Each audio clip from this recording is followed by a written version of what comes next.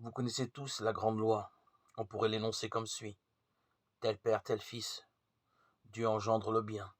Le mal est suivi du mal. Ce que nous semons en pensée, nous le récoltons dans notre vie. Si pendant toute la journée, nous pensons d'une manière positive, constructive, bienveillante, nous susciterons santé, prospérité et liberté. Mais si d'heure en heure, notre pensée est négative, pessimiste, mesquine, nous ferons apparaître la maladie, l'échec et le malheur.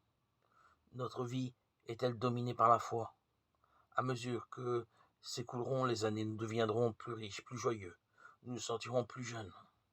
Par contre, si notre vie est influencée par la peur, les années en fuyant, nous dispenserons la vieillesse, la décrépitude, les désillusions. Chacun sait combien cela est vrai, personne n'a l'ombre d'un doute à cet égard. Cependant, malgré la connaissance qu'ils ont de cette vérité transcendante, les gens appliquent constamment cette loi fondamentale à des fins destructrices. Personne ne songerait à verser de l'eau dans le réservoir à essence de sa voiture, du sable dans sa montre ou du verre pilé dans ses aliments. On commet pourtant une absurdité tout aussi grande lorsqu'on pense, parle ou agit négativement.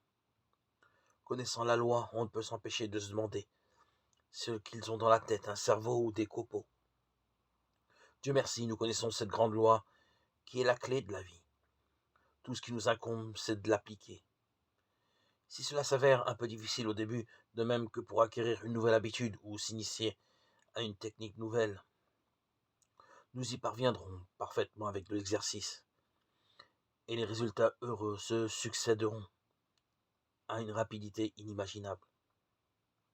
À venir, quand vous vous surprendrez en train de penser négativement, dites-vous sévèrement: qu'as-tu donc dans la tête? Un cerveau ou des copeaux? Et tournez-vous immédiatement vers ce que vous savez être la vérité.